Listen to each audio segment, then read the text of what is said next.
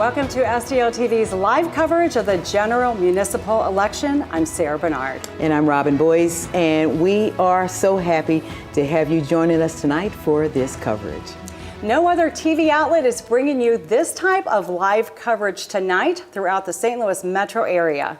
That's why we, along with the rest of the STL staff and management, are so excited to be able to provide this informative, engaging content for the residents of our city and neighboring counties where they go to come into St. Louis when they get ready to do some shopping and everything. And they want to look out for the future for the city of St. Louis as well. Robin and I will have several guests joining us throughout the night as we discuss the issues that our city is facing. But we also have a panel of city residents and business owners who will dig a little deeper into these topics and give us their opinions. And that will be moderated by STL TV's Michelle Eunice. Sarah and Robin, thank you so much for passing it over to me and our in-studio panelists. I'm so excited because we have representation from across the city, and I would love to know from our first panelist, Audrey, why was it important for you to come out tonight here on election night in the studio today? Because I feel that I have a voice. I have been living in the city all my life. I am really excited about some of the positive changes that are happening in the city. I'm part of several positive transformations, such as the Brickline Greenway coming through the neighborhood, a CDC that we just formed with 2 other neighborhoods to develop the surrounding neighborhoods. So I'm pretty excited about the results of how we can move forward. Awesome. Does anyone else feel the same way or have another reason why they wanted to come out tonight?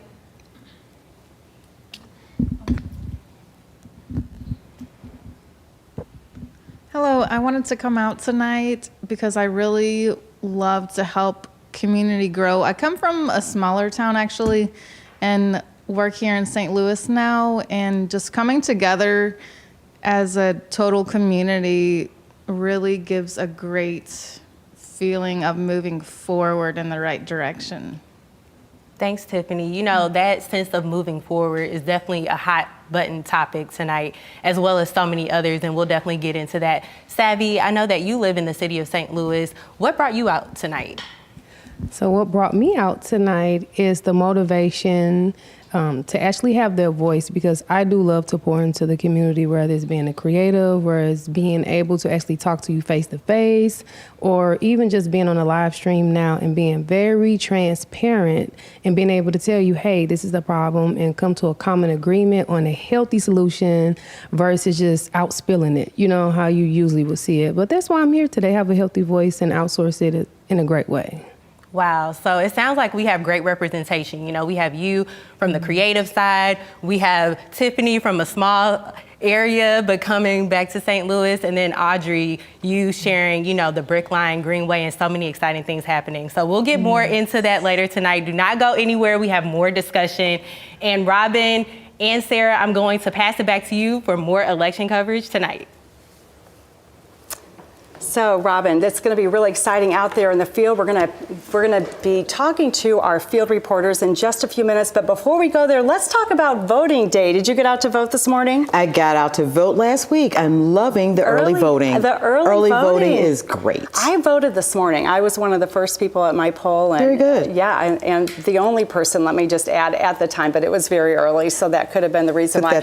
You voted. Do you remember the first time you ever voted? Yes, I do. Yes, I do. What was that like? It was absolutely fabulous. In fact, what influenced me to vote was getting a letter from John Eagleton. Does anybody remember him? Yes. Yeah. I got a letter from him, 18 years old, and I was like, oh my goodness, this man really values my vote. Yeah, Thomas Eagleton, right? It was Thomas Eagleton. Yeah. I'm sorry about that. Thomas Eagleton. Yes, thanks for the correction. And he wanted your vote, and he sent you a personal letter, and you and every other 18-year-old. I thought it was, I said, wow, this is from the senator. So it was really exciting. Yeah, it was exciting. I think the first time I voted, I was actually studying in Europe and had to do absentee voting from Europe. So I do remember it was a little complicated, but we got it done. So, wow. And that happens a lot with 18-year-olds because they're away at college. And yes. But you did it, though. Yeah. You did it. So, okay, so did you see any families out voting when you were there for early voting last year? It is always fun to see the family come out and the kids. And It is great to see families come out. It's great to see grandma, grandpa, everyone show up to the polls. I think it's wonderful, and teaching a young person how to vote. yeah, absolutely. It's fun wonderful. because little kids can go, they can see what their parents are doing. It's good role modeling. And Yes. the local elections are really, really important. And we Yes. always see a lot of turnout for the federal elections, but not as much for the local. And I think we're even seeing that represented in St. Louis and Yes. city and county today. Not as many people getting out. It's still so important. It's very tight. To make your voices heard. And everything starts here locally, Mm-hmm. right? So the issues that affect us every single day are so important, and it's our daily lives, right? Yes. So the people that we vote for are affecting how we live every single day. It's important that we understand that on a local level, it is most important to vote. It is most important to make sure you put the right people in office to develop the policies that you need in your city. Yeah, that's it's so right. important. Yeah, absolutely. And people don't know people that. are concerned about things every single day. We're hearing a lot lately about potholes and things like that, Right. and snow removal. Those have been some big issues in Yes, this they year's have been. election. And so those little things that happen that affect every single life. Yes. There are watch parties going on around the city tonight. We've got our reporters and other friends who are out there right now at watch parties, and we'll be checking in, like we said, throughout the evening. We're going to go back to Michelle and see what she is learning from our community members who are here in the studio tonight. Michelle, take it away. This is good. Thank you so much, Sarah. You know, election season is definitely hot running, and we talked about federal elections, but that local election really affects our day-to-day life. And we have our in-studio panelist who is here, and I know that they know that to be the case. So, Wanda, can you share a little bit about voting and your experience this election cycle? Yes, I think it's very important to vote. I think it's important to vote in every election, but I think it's come to a point now where we have to be voting locally. So I voted yesterday, and I voted in my community, which is as a North Side, lifelong citizen. It was easy. It was a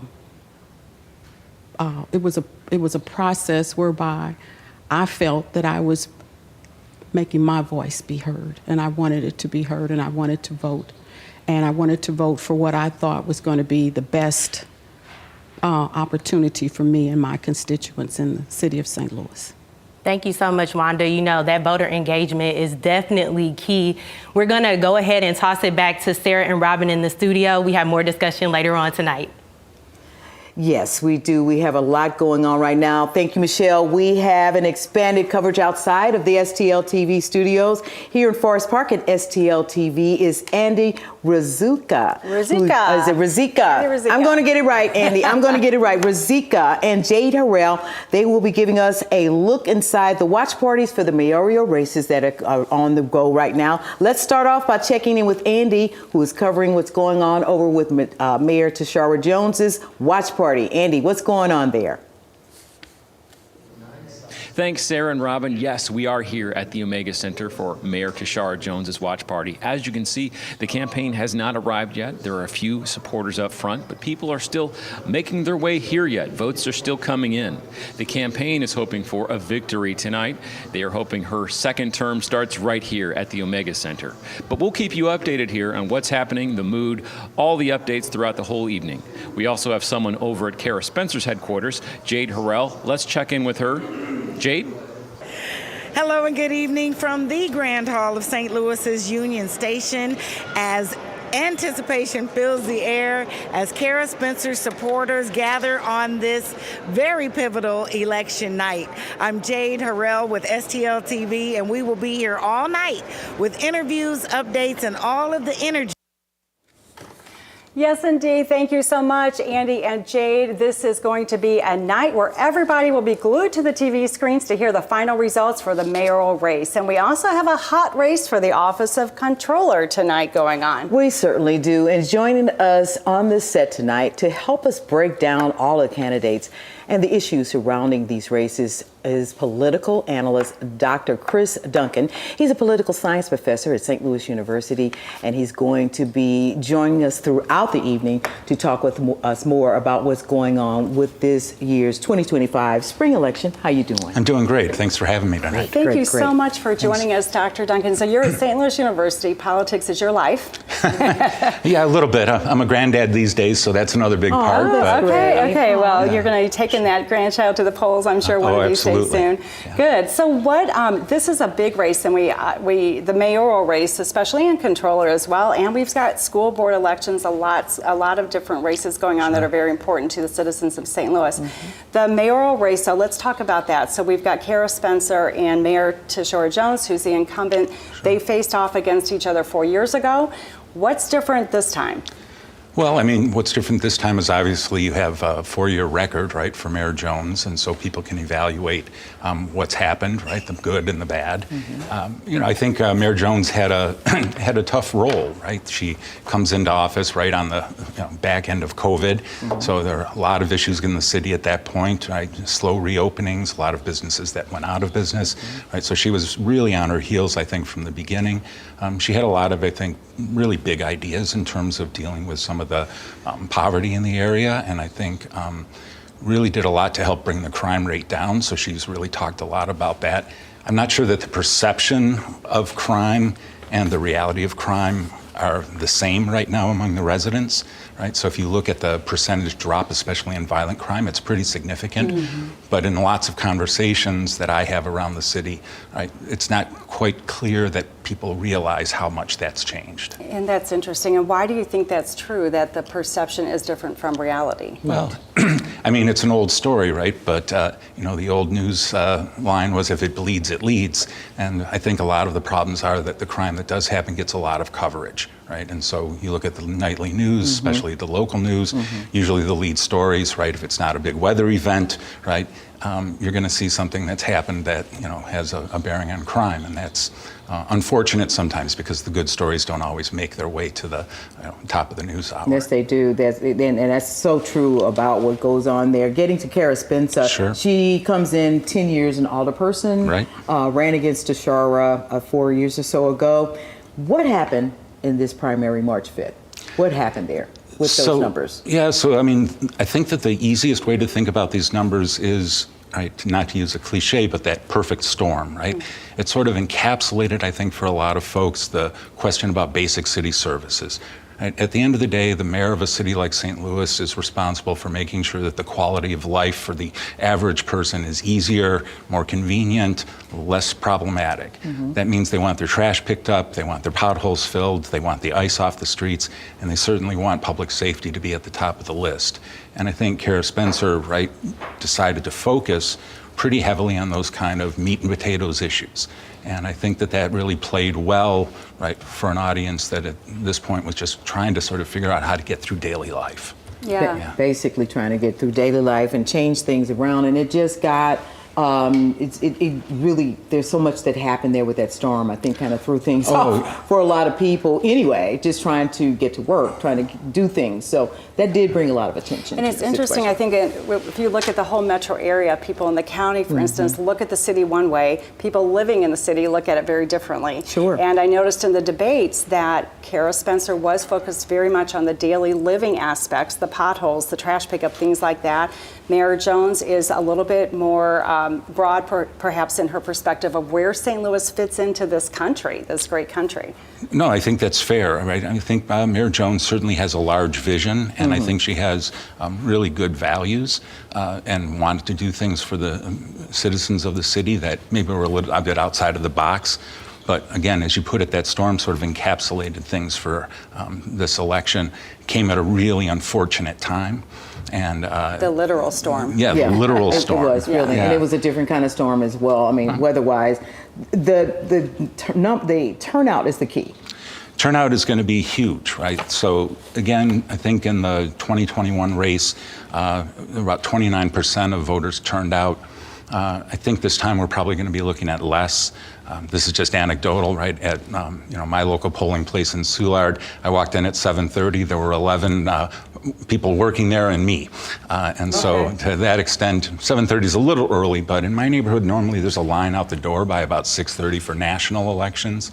And even the primaries seem to have a few more bodies when we went there. So what do you think that was about? What's going on there? People are not interested? They're not engaged in this election? No, I think they're interested. I think they're engaged. But I think that to some extent, right, the mayoral race after the primary, right, the gap was so large that I think that some people thought that the race was sort of over, which I always think is unfortunate, right? Because, of course, you have two folks who drop out after that, and so it becomes a two-person race. And to some extent, you would expect that to tighten up quite a bit. But I do think that there was a little bit of a, I don't know if it's the right word, malaise, right? That gap was so large that I think some folks thought that the race was basically over. I don't think that was true myself, but the numbers will decide that for us a little bit later. They will see what's going on with results. We've got a lot of great information, and we're going to go over and check out what Michelle is talking with the residents about here in the city of St. Louis. Thank you so much. Thank you, Robin. There is a lot of chatter and discussion about what's happening in the city, what should be available, and we have our in-studio panel to talk a little bit about that tonight. So, Kay, I would love to hear what's top on your mind when it comes to the city and the things that you're seeing or that you want to see. What are your top issues? Well, I am part of a mobile volunteer organization, 5013C. Mind the Gap, STL, and so we particularly service the unhoused or the homeless downtown along the riverfront on Thursday nights. One thing I would love to see is more support for our homeless population, whether it's mental health, because that makes up roughly, give or take, about 50, if not just over, the homeless population. But more resources. So it sounds like resources to the homeless are is most important to you. As a volunteer, that is one thing that is definitely affecting the city. Whether it's wondering why people are not coming into the city, affecting the quality of life for residents that are living downtown. That is one thing that is a priority. Thank you for sharing, Kay. John, what about you? What's top of mind for you this election cycle? Community development, getting people in each neighborhood to combine together as a group to improve their lives as one, and then spilling out from there to help other neighborhoods and eventually connecting the whole city. And so I think any funds, mental power, getting people together would help out greatly with the city of St. Louis. Thanks, John. Do we have any small business owners here or Savvy? What about for you? What is top of mind, and even when it comes to being a business owner? I would say to being a business owner, I was thinking more of creating the third space. And the reason why I say a third space, because as I do my research, I'm on the internet, I'm reading, when kids are getting out of school, they're getting out of high school, it's one of those things to where it's this third space that they're missing. Whether they're getting out of high school, they're waiting for their call, whether it's football, then they may get into a dead-end job and they're waiting. And then if it doesn't become something that they want, then they end up being into that third space. So for me as a business owner, being a talent development company, I try to pour more into the younger community, tell them like, hey, let's develop that idea to make sure you're just not out here having a whole bunch of free time, because free time, that gets you in trouble if you don't know what to do with it. But yes, that third space for me is just like, so I'm out of high school, what do I do? Because sometimes it's a shock to our young people. When we graduate high school, it's like, okay, do I take up an offer, or do I get a job? What do I kind of do? But having a community outreach to help you with that decision would be a great benefit, I think. Thank you so much for weighing in on that, Savvy. We have to take a quick break. We will come back to hear what issues are most important to you. Thank you so much. Robin and Sarah, back to you. Yes, that is great, and it's really nice hearing about the youth of St. Louis, and we're going to talk more about the youth as we go. Right now, we're going to check in with Jade Harrell, who is in the field talking to Walter Bonner, who is a resident of the city of St. Louis. Jade? And we are back from St. Louis Union Station, and folks are filling the room and the energy is rising because there are people who are looking for some change. And I met one of them, Mr. Walter Bonner. And Walter, this is your second time around, huh? Yes, I voted for and supported Kara in 2021. I saw then that she was the leader we needed, and I'm glad now the entire city sees that, hopefully, and we will bring victory tonight. Absolutely. And what has had you most optimistic so far about her approach and initiatives this year? Well, she has a good vibe, and it feels good. I think she can bring the entire city together. But one of the most important things about her is I think she recognizes our city, we need a city where we feel safe, number one, and we can grow and thrive from feeling safe. And she understands the importance of basic services that residents need. We need a strong police department. We need a strong city services department. We need that, and we must not settle for anything less. Sure. Well, her campaign focused on core services and infrastructure, and folks will be hoping that will be bringing home the victory today. We'll keep bringing you updates right here from the watch party until the decision is made. Jade Harrell with STL TV and the general municipal elections and much, much more, especially for the next mayor of St. Louis. Back to you in the studio. Thank you. Thank you, Jay. Joining us now is Brad Dean, who recently took over as the new president and CEO of Explore St. Louis. Brad, welcome to the show and welcome to St. Louis. Good evening. I am so delighted to be St. Louis's newest resident. Yes. I'm delighted to be here. We are so happy you're here. Yes. I'm honored to be a part of this great community. I think this is fantastic. Yeah, we're so excited you're here. So 1 month in St. Louis, running tourism. We need you. This is awesome. Yes. And from Puerto Rico, where you were promoting tourism there. Yeah, I moved to Puerto Rico right after Hurricane Maria. Really? And, they have a lot of challenges in the island, not unlike St. Louis. But you know what? When we work together as a community, great things happen. And for the last 3 years, Puerto Rico led the nation and #2 in the world in tourism growth. And let me tell you, the problems they had here or there were nothing like we have here. So I'm excited to be here and excited about the future of St. Louis. Yeah, so what are you most excited about St. Louis since you're brand new, but what's getting you excited enough that you're going to draw more people here too? Well, first we have to take advantage of the strengths of St. Louis. Number one, the hospitality here is just warm and friendly, and that's a strength. So I think we have to tout that. Secondly, the entrepreneurial vibe here. I mean, entrepreneurs everywhere, all ages, all race, all ethnicity. That's a strength for the community. And as much as we're known as a sports town, when you look at the arts, the music, the live entertainment, not to mention the fact this is a great city and a great region for urban exploration. And that's probably more important today than ever before. I think we appreciate that post-pandemic. So when I look at the St. Louis region, I just see tons of opportunity. And that's a big part of what we do at Explore St. Louis is tell the world about this great region. This is good. Yeah, and is your goal bringing more big groups here, events at the convention center, or smaller groups for smaller travel events? What is your focus? Well, certainly a big part of what we do at Explore St. Louis is to manage and sell and promote two cherished assets, the Dome and the Americas Center. And so big part of our role is to get people here, because once they come to St. Louis, they're sold. But there's so much more to the St. Louis region than just the Dome and the Americas Center. And so a big part of what we're doing is to get visitors, even if they're in the downtown, to explore the neighborhoods. I think the neighborhoods are one of our strengths here in St. Louis. And they really create a unique identity and a vibe. So that'll be a big part of it. And hey, let's face it, part of our job is to play defense and push back on that unfair narrative. It was interesting listening to Dr. Duncan earlier when he was talking about the perception of public safety versus the actual numbers.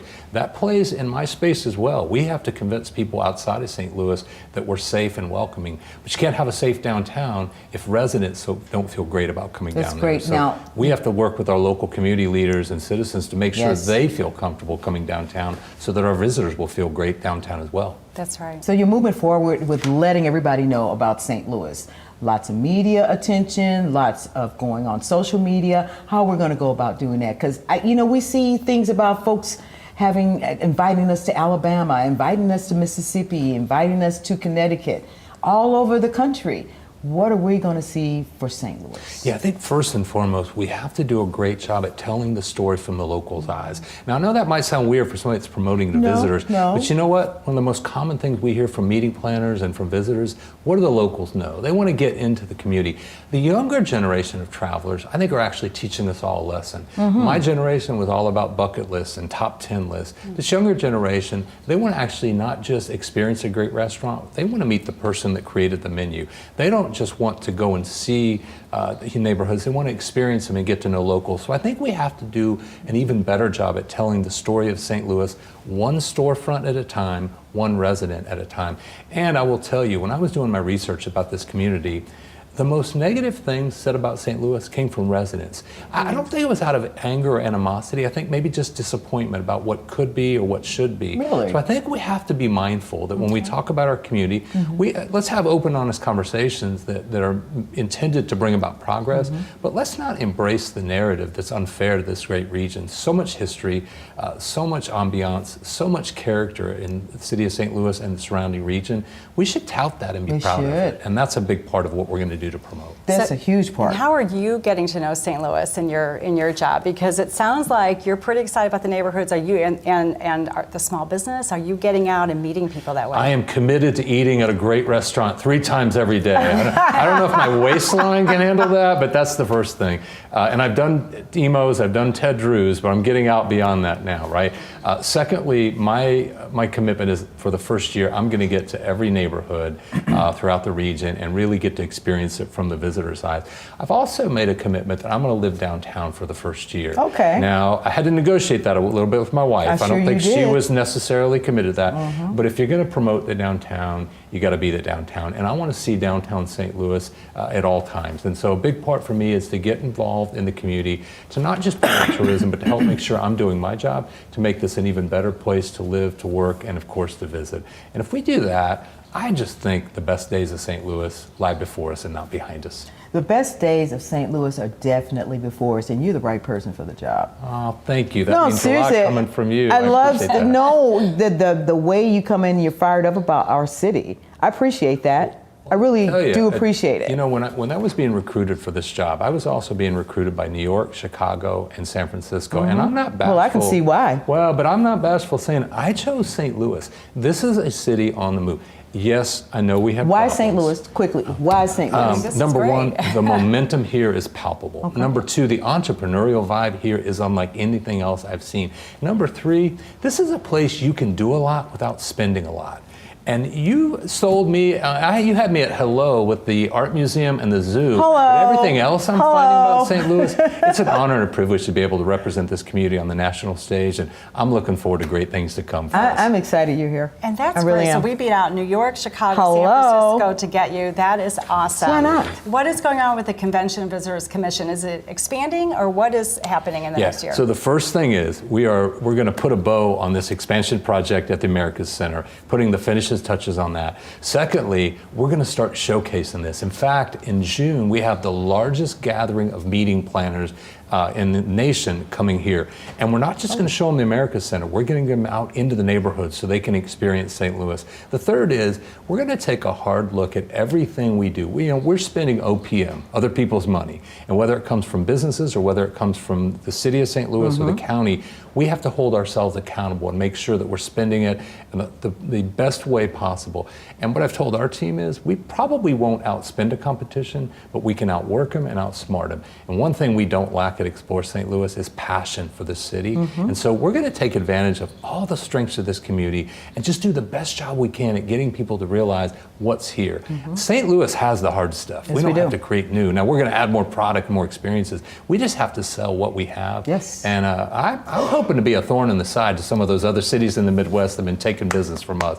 Those days are gone. We're going to start taking some of that business back. Look out. I love it. Oh my gosh, this is exciting. Let's Let's go back to Michelle, check in with her and see what's going on with our citizens and how they react to this exciting news. Sarah, thank you so much. Exciting it is. Tourism, that is a hot topic, a lot happening.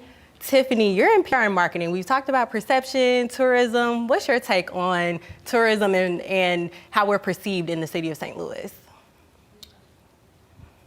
I really really think that the whole downtown has grown a lot. There's been a lot of new buildings, improvements, businesses, entertainment. I think it's going in the right direction in bringing in more people to the city. So. Great, that's great feedback. And Sharnetta, what about you? What's your take on tourism and what's happening in downtown St. Louis? My daughter just moved to downtown St. Louis, but I was thinking about, I saw the nightlife down there for the first time, and it was a lot going on in a positive light. However, how do we attract a lot of tourism when we have the first 15 minutes of the news with all the bad stuff that's going on downtown? We don't see enough of the positive things, the daylight, when people are walking their dogs, all the entrepreneurs that are moving to that area. So how can we bring more tourism here when the perception is negative? Even when you get up in the morning and you go on social media, the first thing you see is who got killed, who's getting indicted, things of this nature. So I think that we need to do our own PR and make the beginning of even the news or whatever we're following, make that positive, making the negativity last. Thank you, Sharnetta, for that feedback. I'm hearing that a lot is happening, but maybe not everyone knows about it. Savvy, what's your take on it? So I would personally say, and heading back to what you said, just shedding light more on artists, because there are a lot of artists lost as downtown. There's a lot of artists that stay down there. I mean, they paint these beautiful pictures. You just walk downtown, you can see them inside the buildings. And for me, I just don't happen to experience a lot of the bad side because I live outside of St. Louis downtown. But for me, when I do go, it's more of a visual. Like I go to Ciba and I can walk down the street, head down the street, give me some tacos, come back, and I'll be fine. But I'm not saying that there are not bad things happening, just putting more the positive light on what's actually downtown. Because for me, I've been going down there for years and my car hasn't been broken into. So it's the majority of who you're talking to and what you're shining the light on. Thank you for that. Audrey, your take. I think it's come a long way. I used to work downtown, and I look forward to the revitalization. We had a market where you could buy vegetables and fruit, and there were multiple places to go and eat. So the fact that they're excited about bringing back businesses, and I'm on the periphery. I'm right in mid-city, right near it, and we're coming forward too. We have the arts. So it's just exciting. I'm a lifelong St. Louisan, and I've seen a lot of positive change. And I just kind of like to drive down there and see what's going on. It's fun to be at the ball game, and so I'm looking for the soccer stadium is a little ways down, but it's just looking beautiful. And as we, again, pushing our Brickline Greenway, that's going to bring beauty where people can feel comfortable walking, riding bikes, and so forth. So St. Louis has a lot to offer, and I just tell everybody, stay tuned. Thank you, Audrey. Well, lots of great feedback here from you all, lots of momentum. We're gonna take a break. We're gonna get some more election updates from Sarah and Robin. Back to you in the studio. Hi, thank you so much, Michelle. It's so good to hear from all of our citizens and community members about what they love about St. Louis and what they're worried about. We're going to take a look at some midday results and results of early voting. We've got Dr. Duncan here back in the studio with us as well. So first, we're going to see some of these early midday results should be popping up here on our screen. Our absentee numbers. Okay, here we go. So we've got some early results. This is from 12 o'clock this afternoon, these results. And these are all absentee ballots that have been counted thus far for the mayoral race in the general election. Okay, yeah, so we're showing Kara Spencer at 72.1% and Mayor Jones at 27.9%. Again, these are early results. These are not final by any means. Dr. Duncan, and here we've got, before we get to you, Dr. Duncan, we've got Controller Darlene Green at 41.68% in early voting. It's pretty close here still with Donna Behringer at 58.32%.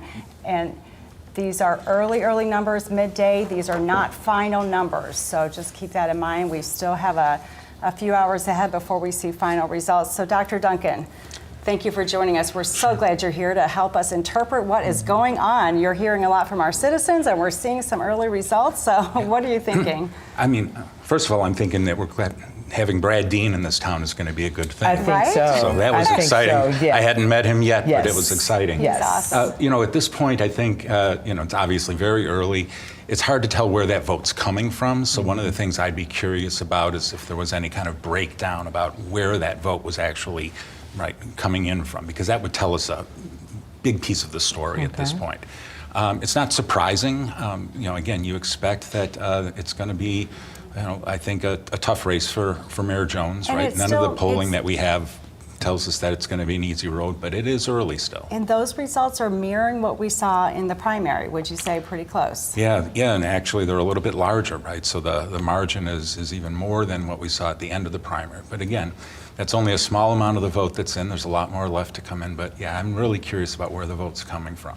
Yeah. The comptroller's race, I think, is going to be the nail biter of the evening, probably. Really? Though, right? Why the comptroller's race Because I think be that the nail one's- biter? Well, I think you've got an incumbent who's got a strong base of support in the city and who's been doing the job for a long time. And I think she's a tough competitor, but I also think that there's a lot of, sort of changes in the air out there right now. And so that's going to be a tough race. That everybody's looking at and waiting to. We had a whole lot of other races in the city of St. Louis as well. Big school board race. Yeah, big school board race, right? You only have the one incumbent, right, Yes. who's running, Ms. Cousins. Yes, Tony Cousins, yes. And so, again, it's unclear how the other candidates are going to shake out at this point. I certainly think that she has the name recognition when you drive around town, Sure. right? A lot of signs with her name on it. I think that there are some other strong candidates, obviously, Karen Adams Collier. I'm sorry, Yes. I got the name wrong.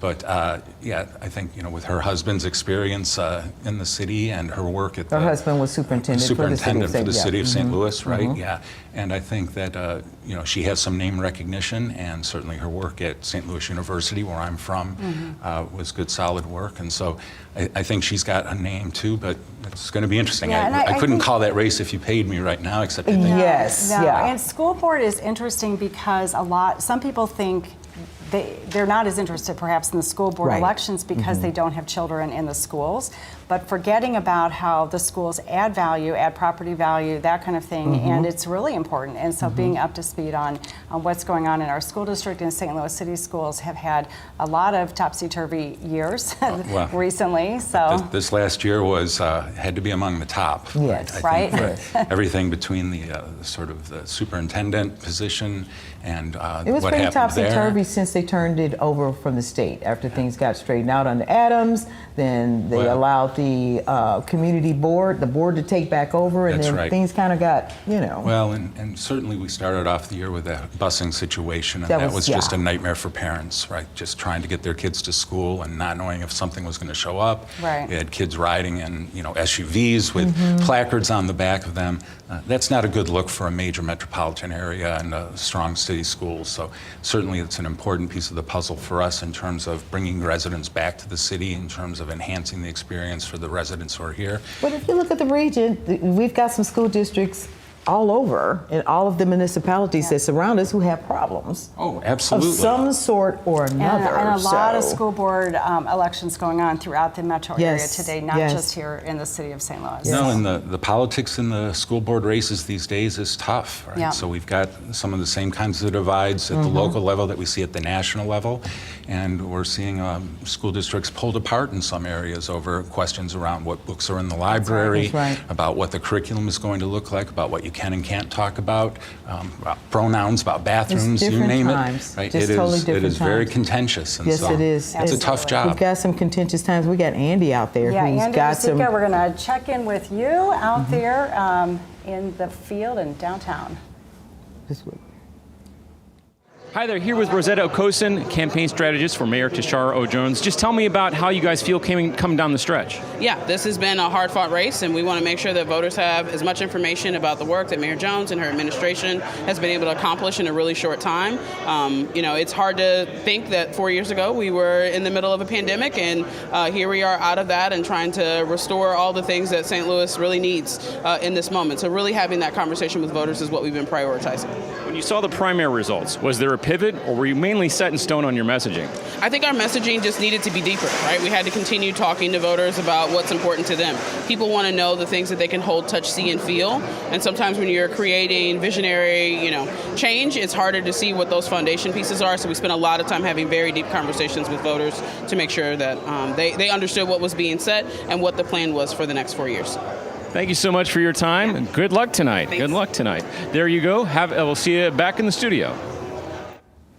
Thank you, Andy. We're joined now by Brandon Williams, the new president and CEO of the Boys and Girls Club of Greater St. Louis. How are you, Brandon? It's so good to see you. I'm doing excellent. It's good to see you all. Yes. Appreciate the time. Most definitely. Thank you for having me. Yes, So, most definitely. in our second new person, Yes, poll yes. in a row, we had Brad Dean, who's new running a tourism. Brad is awesome, isn't he? He is awesome. We're Excited so to work excited, with and him. we hear you're awesome as well. And so, how Who long- told you that? It's the words on the street, and it gets out quickly. So, CEO of Boys and Girls Club of Greater St. Louis, how long have you been in the role? A few months now, right? Yeah, a few months. Since November 7th of last year, we announced it, and January 1 is when Flint Fowler, who was my predecessor, he fully relieved his duties, and so I took over for him, and we've been running ever since. So we about 3.5 months into it, and it's been exciting.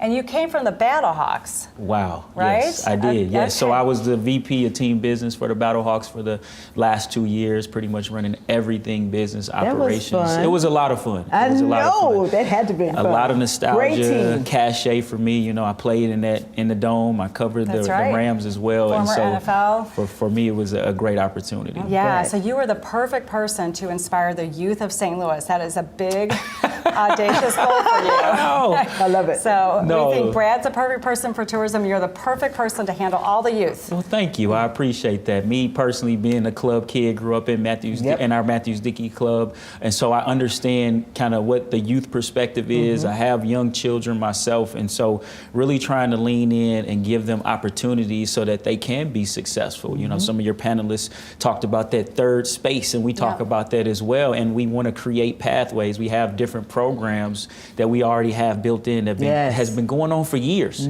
right? That the city has been supporting, and so we're excited for whatever the transition may be, whoever is coming in or whoever is still there. We know that the city is still going to support what we are doing with the youth because it's important. And for our viewers who aren't as familiar with what the Boys and Girls Club of Greater St. Louis does, can you give us a little bit about your mission? Yeah, well, our number one mission is to create greater futures for the youth of St. Louis. That we do that by providing a safe space to help them build character, grow leadership. We have over 18 different programs. We have a safe driving program that's been supported the last 2 years. Safe driving? Safe driving, which is extremely important because I have a teenager, and at first they don't even like to drive now. This is the most craziest thing to me. When I was growing up, we could not wait to get that permit and that driver's. Now it's like pulling teeth. But this program, we've been over capacity for the last 2 years in this program, and it's really giving teens the opportunity to get the behind the scenes driving experience and then go out and get some road experience. And we're putting safe drivers on the road, so you know how to do it, you know how to drive, you know what the rules are. We also have our St. Louis internship program, which is one of the biggest, if not the biggest, internship program to get young people from 8 years old all the way through high school and do college exploration, college readiness, workforce development. We have over 50 companies here in St. Louis that have partnered with us to actually give young people internships so they're making money throughout the summer. It is a huge program that we want to continue to grow. City of St. Louis has invested in that as well. The CDA has put money into that, into our after-school programs, which is what people most know us for, is our after-school programs. Right. But that's not all we do. We have swim programs because that is an important thing as well. A lot of drowning deaths happen because either you're scared, you have this fear of swimming, or you just don't know how to swim and you're playing around a pool. So those are big pieces for us, and we think we can solve a lot of the issues when it comes to youth violence prevention in this city, and it takes a community. I have one big request. Uh-oh. Something that it only is what's been done already with young people. I grew up with Flint. Yes. So I come from that background where we really loved on our communities, and we did some good things in our communities. One thing that I have found missing is civics. In community organizations like the Boys and Girls Club, being able to teach people how to become civil servants and learning what an alderman is, what a mayor is, what a congressman, those things, learning about the U.S. government, bringing that back. Is that a possibility of creating a program like that? So we have a program called Youth of the Year. And they go through some of those types of activities. They learn how to do a community project. They learn how to run a board. They are board president and members, and then they interact with the city. And then they actually, as you continue to progress through the program, you get the opportunity to go to D.C. And as a bigger Boys and Girls Club of America affiliate, you get those opportunities to engage with congressmen, senators, and things like that. So it is important. And even I think next week, I'm actually going to Jeff City for our Youth of the Year program, where they're going to the state capitol to be introduced to some of those types of people as well. So you're spot on. And again, I think one of the things that I have been driving home, not only to my staff, but in the community, is that people know who we are, but they don't necessarily know everything we do. We do so much to uplift the community, to engage students at no matter where they're at. And all of our programs touch on a lot of the different things that people always think, well, why don't we do this? Well, we do that.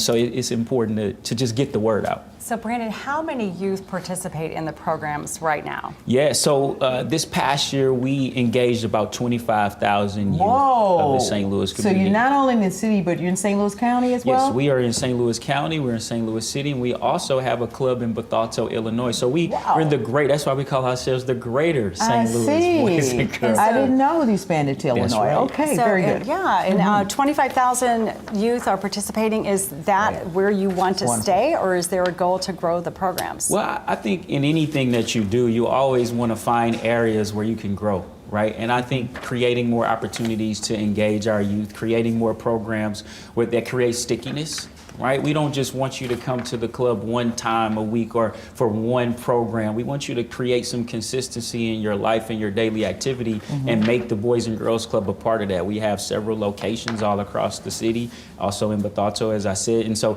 there's opportunities, right? I know when I was growing up, I started off in the summer program, and that's where everything happened for me. And then I started playing sports, and it just kept spiraling from there.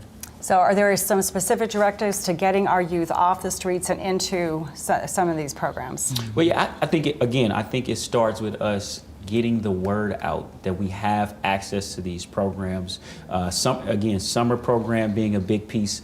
Our sports programs are always something where we can engage and draw people in. We have pretty much every sport you can possibly think of, from basketball to golf to you tennis. You all are doing it. I appreciate you. Football, it's everything. You all are doing it. I really appreciate what you all are doing over there. We got to have you back on some of our other programs to just talk about what the Boys and Girls Club is doing. He's got the cool factor, right? So that's going to really help. He's got the real cool. I'm putting a lot of pressure on you now. Come on.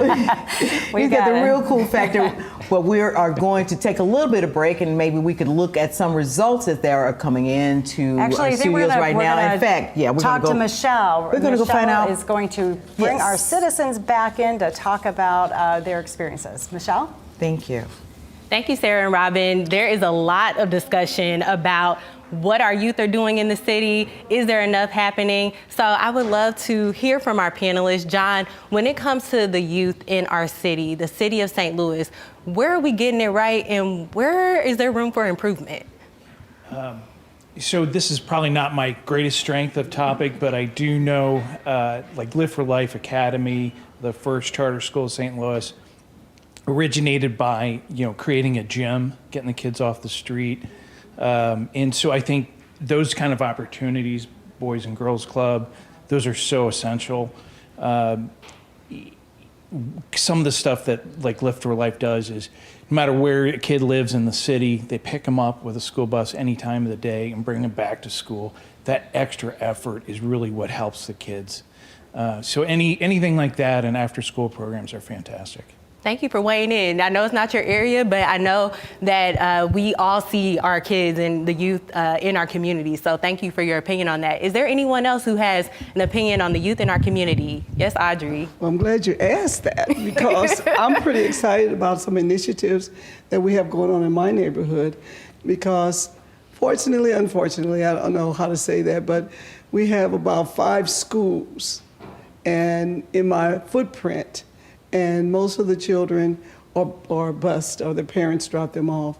So I've been kind of having conversations with several schools like Calder Ritter, that's my alma mater. I went there a year, and so we're talking with their outreach program to bring them into the neighborhood to talk about what is it you want to see in the neighborhood, or what do you think is missing? How can you be an advocate for the neighborhood? We have Montessori, a school there, and I happen to be talking with them about doing some gardening. We have a garden in our footprint, and so we're excited about having a conversation with them for a summer project. And then we have the Arts Academy, that's right there, and we've been having meetings to talk about how can you see yourself being part of a neighborhood. What do you want to see? So I've been having different conversations with some of the different students, and they're kind of open to wanting to work with us. So I'm excited about that. I can tell, Audrey. That is wonderful. Now, Wanda, what do you think the community can be doing? Audrey just talked a little bit about, community gardening, things like that. What can the community do to help our youth? I think that we live in a community, or at least in this part of the country, where we have all 4 seasons. And so we're going to have to get back to the earth and growing and gardening and things of that nature. We have community spaces in our community, and I would like to see if we could have some children just come and learn how to plant, to turn the soil, things that we need to get back to. And I think a lot of us have forgotten how to do, because we think vegetables just come from the grocery store, some of us.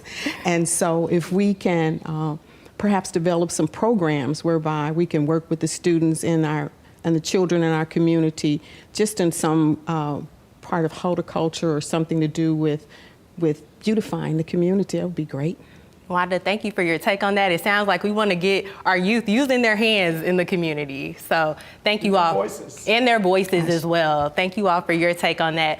Well, Robin and Sarah, back to you for more coverage on elections. Thank you so much, Michelle, and all of our panelists tonight. We're going to check in with Jade Harrell, who is at Kara Spencer's watch party. Jade, how's it going there? We are back live from St. Louis Union Station, and folks are starting to feel the energy because they are anticipating good news today. And I'm here with a fella who is really counting on some good news because he put some work to it. I'm joined by Tom Murphy. Tom, welcome. Thank you very much. Great to be here. It's a fantastic night, and we've been looking forward to this for a long time. Absolutely, and you in particular because you had a hand in it. You have worked with the campaign, used to be the interim campaign manager. What are your feelings in this moment right now? A mixture of happiness, joy, anxiety, a little bit of everything rolled in there, but just grateful to be in this position. For sure. How do you feel like the journey has been leading up to this? Are you feeling optimistic? I hear there's a lot of hope behind the campaign. Oh, absolutely. Very optimistic, and even from day one, and that's why I got involved, is because Kara's such a positive person. People just want to be around her, and she is definitely definitely a people person. That's it. That's it. Well, the people are waiting to hear the big decision tonight, and we will be here awaiting it as well from the campaign watch party here at Union Station with Tom Murphy and folks waiting for some good news. I'm Jade Harrell with the general municipal elections in St. Louis with STL TV. Back to you in the studio. Thank you so much, Jay. Definitely a great energy there at the Grand Hall at Union Station for Kara Spencer. We still don't know final results. We saw the early results just a bit ago, and it was definitely in Kara's favor, but it is still too early to say. Dr. Duncan is back with us. We're so happy you're here tonight, spending the evening with us here in the studio. So we've had a lot of discussion about the youth of St. Louis and all the different programs that are available to our youth. And how important do you feel this mayoral race is to the safety and opportunities for the youth of St. Louis? I mean, every community has to educate its children, has to make sure that they're safe. And that's a priority for every parent and should be a priority for every one of the citizens of St. Louis. And so you can't overestimate the amount of good that the Boys and Girls Clubs are doing. Again, sounds like a revenue addition to St. Louis. It's absolutely critical that people have something to do that's productive and that is hopefully for them uplifted, right? Being out on the streets late at night usually doesn't bode very well for young people. It did when I was young. I don't think it bodes well for the young people today. I think having those kinds of positive experiences where they can gather with others, where they can do things that are educational, that safe driving program sounds like a wonderful thing. It's critical. And again, it's really one of the things you measure the health of a community by: how well it takes care of its young kids, how well it takes care of its adolescents. We're going to jump back. We're having some audio problems here in the studio. We're going to jump back to Michelle and let you take it for a few minutes while we fix our audio. Michelle. Thank you, Sarah. Yes, so we have been talking about youth and using their hands and how we as a community can support them. Sharnetta, I know that you have a lot of thoughts about what we can be doing to support our youth in the city of St. Louis. Can you share those with us? Absolutely. Growing up in St. Louis when I was younger, times have definitely changed from then. But really, what really needs to happen for the youth, you're not reachable if you're not teachable. You're not teachable if you're not relatable. I think a lot of times we don't, especially with social media, they don't have a perspective that failure is inevitable for success. So when we go through things and we make it out, we have to share those stories to give these children hope that their dysfunction won't determine their destiny. So with that being said, we have to function as if we are preparing our children to be the adults that we became. And also just sharing our stories. You know, there were times when I didn't have any money in the bank. There were times I didn't have a car. Just keeping it real with these kids, because these kids are having a lot of anxiety trying to meet up to what social media says or what the next person or the next household, or they're hoping, like, if I had a dad in the house, my life might be better. If I had my mom, you know, it's just so many things that are going on so in society at this point that we keep putting Band-Aids on things that need surgery. So we need to really get to the bottom of, like, when we had the village, if you weren't going to school, the neighbor was going to tell somebody else and they would come to your home. So we can't even begin to have a community if there's no unity, and sometimes we have to be the parents that other children need. It sounds like a true community effort. Thank you so much, Sharnetta. Well, we are going to go ahead and toss it back to Sarah and Robin in the studio. We have some more updates on elections and coverage. Okay, thank you so much, Michelle. And special shout out to about 30 crew members that are here in the studio tonight. Live broadcast, you never know what's going to happen. And we lost audio, but we got it back. So Dr. Duncan, so glad we're going to get back to you and talk about all we were talking about the youth of St. Louis. Let's talk a little bit about the youth in your classroom. Yes. So you're a professor at St. Louis University. Sure. You're talking about American politics to these teenagers and young adults every single day. How interested are they, from your perspective, in local politics? So I think that my students are very interested in local politics. Now, a lot of them don't come from St. Louis. We have a lot of students from St. Louis, but back in their home communities, a lot of them are very active. They volunteer. A lot of our students do internships. They do internships with local organizations as well as with local candidates. I have students who've been working on campaigns for both candidates this time around and volunteering. And so I think that they're very interested. They're not as vocal, I wouldn't say, as students that I've known from previous generations.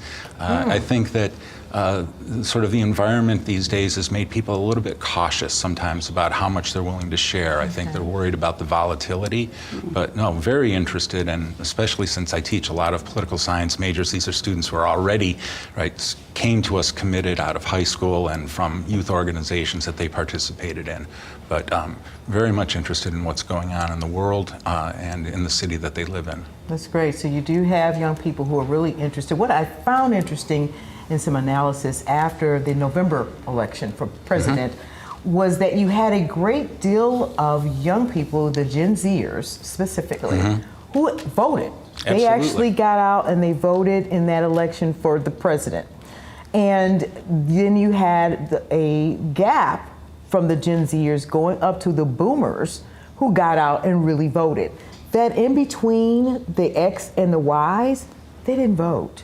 Do you have any idea what was going? They stayed home. They did not go to the polls. And I don't have any good data, but my own impression is that generation, they're looking to be inspired, right? And they were looking to feel excited.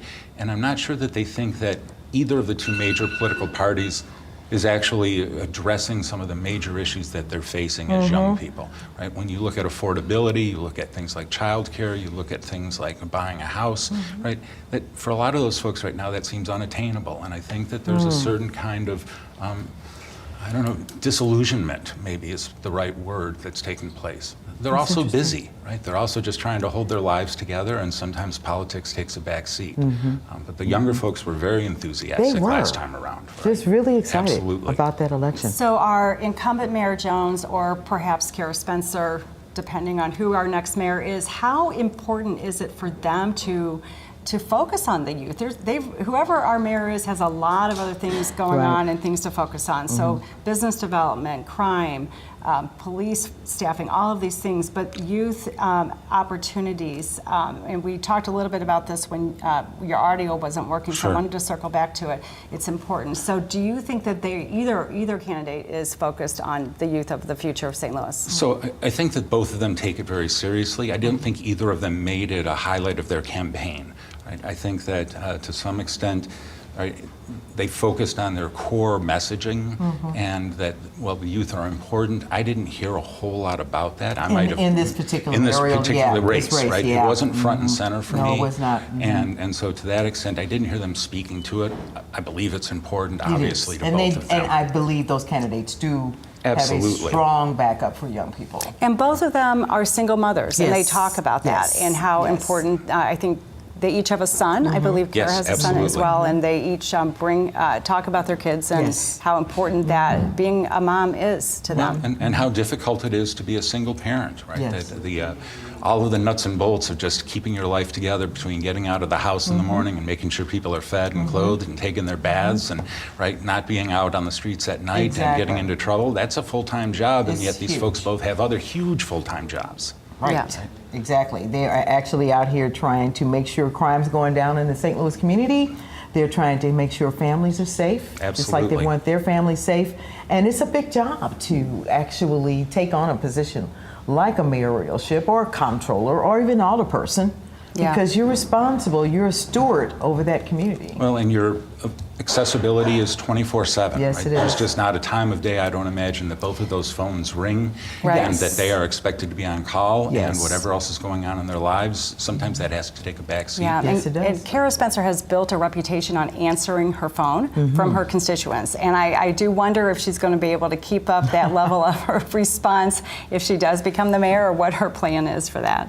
Yeah, I think at some point, there are only 24 hours in your day and 168 hours in your week, and I don't care how great you are, you have to figure out how to spend that time. And she's going to have to make some decisions about how to maybe farm out a little of that work if she happens to be the next mayor. That's great. Yeah. So we've got to go check out what's going on in the field right now with Andy. Andy, what's going on out there? Thanks, Sarah and Robin. I am here with Teresa. She's a poll worker and a volunteer with the mayor's campaign. Can you tell me how you feel coming into tonight?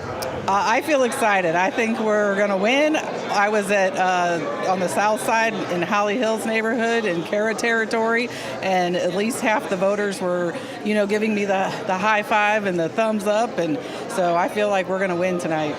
Do you feel like the campaign has done a good job of reaching voters all over the city? Absolutely. I've been canvassing on the south side, on the north side, and everywhere in between. Excellent. Well, thank you so much. Back to you guys in the studio. As we continue talking about some of the issues that are going on in our community in the forefront for our voters at this time, we're shifting our focus just a little bit to crime and continuing to get community resources in the community. And one of the organizations that I know is near and dear to me is Better Family Life, and our CEO, Mr. Daryl G. Grimes, is here today to talk us about BFL. Thank you for having me and for inviting me. This was kind of a surprise. I've been in Washington all last week and got back Sunday, and things have just been moving. Yes, so they have. I wasn't sure if I was going to make it, but I'm glad I did. It's a good surprise. Good surprise for us to see you here. Yeah, I'm glad to see you. So tell us a little bit about Better Family Life. What are you doing for those of our viewers who aren't familiar with your organization? Well, Better Family Life is is an agency that was started about 42 years ago by my predecessor, Malik and Deborah Ahmed. And I took over as CEO about 6 years ago. It's been 6 years It's been now? 6, yeah. Okay. 6, Wow. yeah, yes, it's been 6. Wow. And so, we're trying to carry on. Malik set a good foundation for us. I think that we are moving forward. Collaboration is a big thing with Better Family Life, so we are trying to make more partners and do more for the community. I kind of work by the theory that, there's not one agency, not one mayor, not one anybody that can do it all themselves. And so we're trying to recreate the collaboration. I was listening to Brandon and his programs, and we mirror a lot of those programs. We're basically set up on 5 pillars of programming, and that is housing, workforce development, youth and family. We're with cultural arts and workforce development. We've just now really starting to break into mental health. Okay. And very good. Yeah, it's really needed. The pandemic, of course, kind of brought it to light, but it's always been there. We all need counseling. Well, the pandemic brought on all kinds of changes with reference to how the community operated, how we operated within the community, Absolutely. And what we needed to do at that time. But you all were there for folks. Yeah. You made sure people were taken care of. It was dangerous times because we didn't know anything about this thing, this virus that was flying in the air. But you all were there. Yeah. You were boots on the ground. We stayed open. We Yes, you did. serviced our clients. Those who could go home, we let go home and work from home. But we still had people to feed. We still had children to worry about, to help tutor, to get them along because the schools were shut down. So we were still doing a lot of things that we normally did. I'm one of those that can't work at home. Okay. So I was there every day in the office, and thank God, everybody remained safe. It was tumultuous times. But Yes, it was. You did really well for the community. Now, what's going on with Better Family Life? Well, right now, what's going on is, we've kind of shifted a lot of changes coming out of the pandemic, people coming and going, and we kind of shifted our focus to younger children who need our help. So our crime interventions that we use now are geared toward 11, 12 years old. We Very good. need to get to them at an earlier age, and then the follow-up is following them up through high school. We did a kind of a longitudinal, 3-year longitudinal study that was conducted by Brown School that really brought to life where we should be starting with the children, and again, the follow-up. You know, not turning them loose and saying, okay, you graduated from middle school, you graduated from high school, we're going to follow them all the way through. And if possible, have scholarships waiting for them, have things for them to do. A lot of our youth that we've followed are now working for us. Very good. Yeah, they're working for us, and we're very proud of that. That's probably what, second or third generation of Yes. Yeah, after 40-something years. So, Daryl, it starts at home, and I know you would agree with that. Everything starts at home. What issues are you addressing to help build stronger families in our community? Well, we're looking at education, period. A lot of times, what we're finding is that the parents sometimes don't understand themselves about the work that they need to do. So we're making sure that we are working with them in the after programs and in the before, post programs, and we think that we can make a big difference. We have a huge summer camp. I think we have one of the better summer camps in the city, and that's about 100 kids that we see. The older ones, 16, 17, we take at the end of the summer camp, we take them to at least 3 or 4 colleges because we're trying to prepare them. If it's HBCUs, if it's other colleges, we're there. And Gotta bring them on over to Southern Illinois University at Edwardsville. Check out what's on that. We'll be there. I had to, y'all. We'll be there.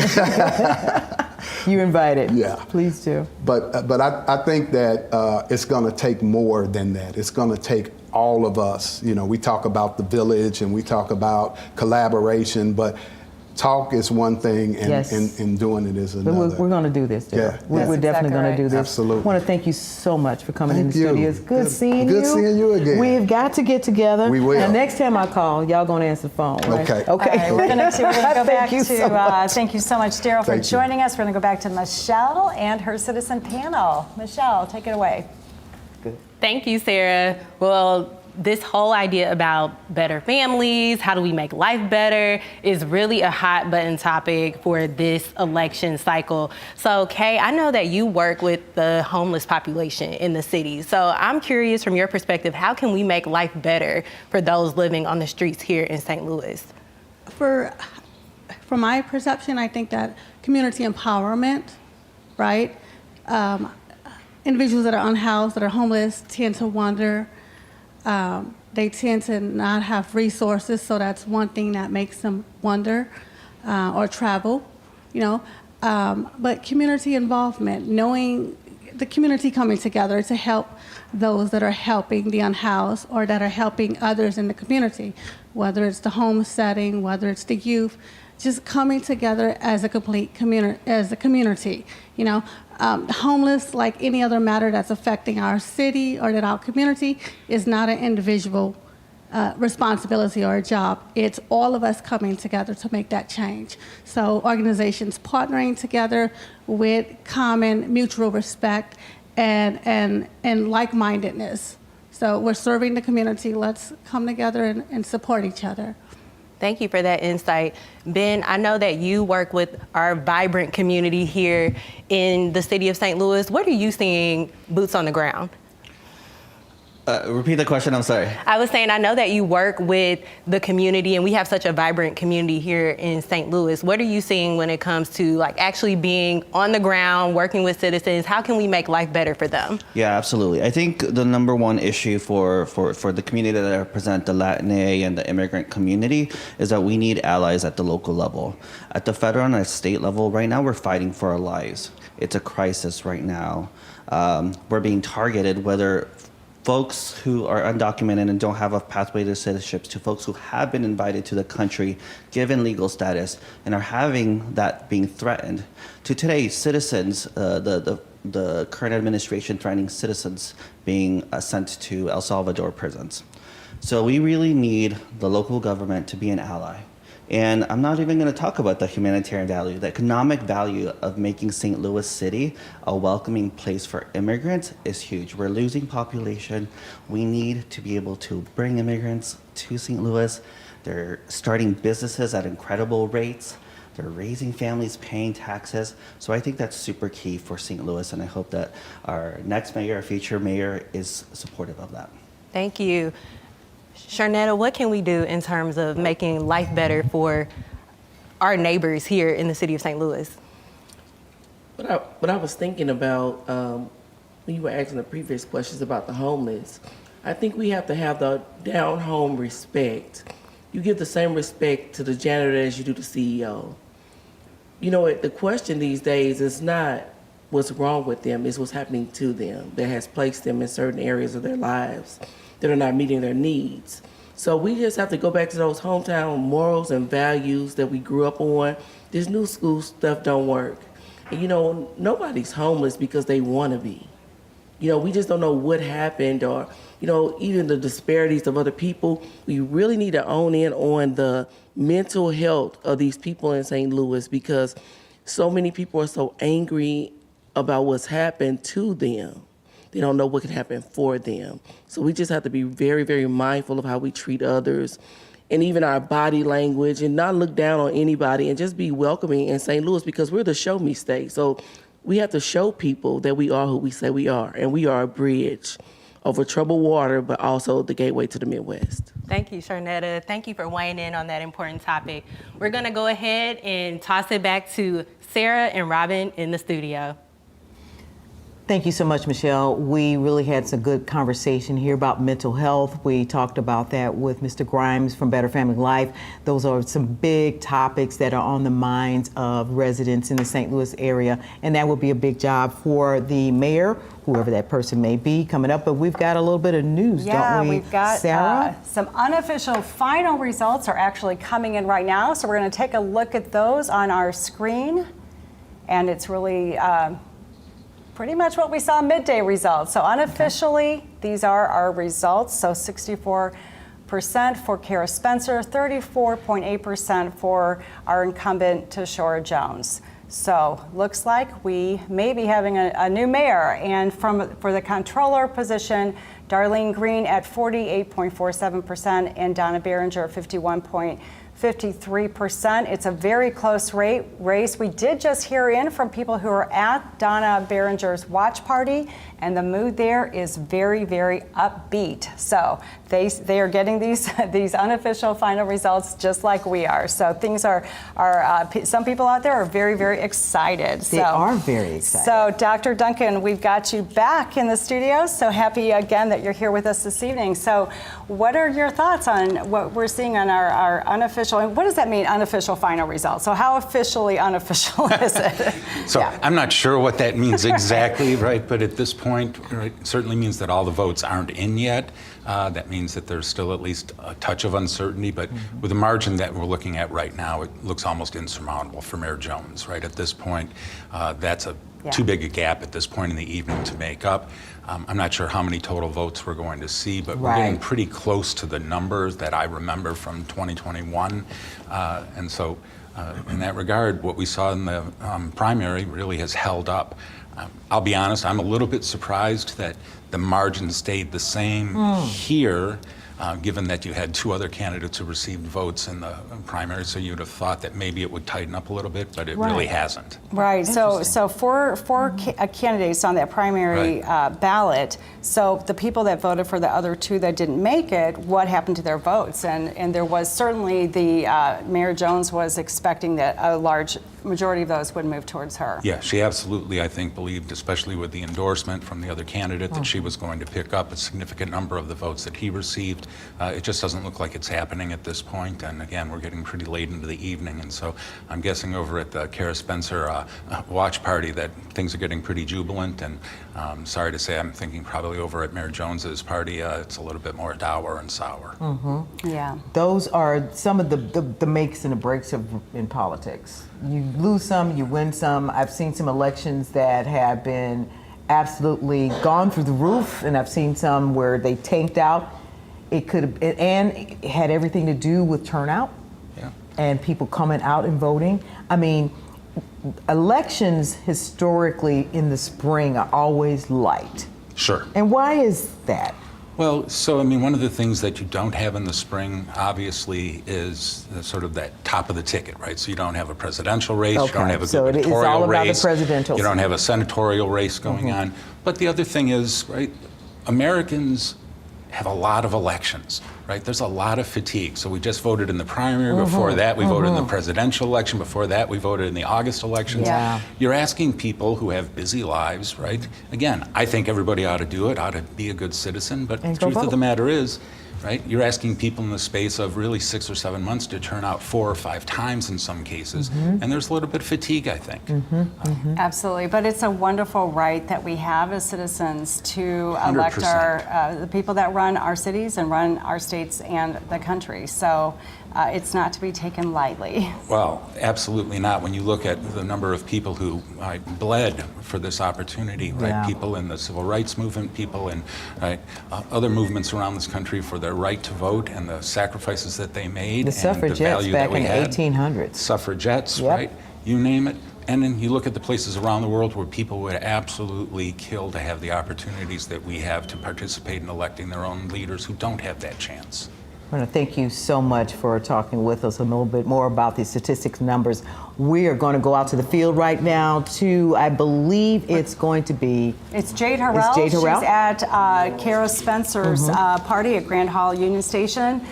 Let's check in with Jade. Yes, we are here, and a wave of excitement has just swept through this entire room as updated numbers put Kara Spencer in the lead. The applause, the cheers, and even some tears abound, and it's all here.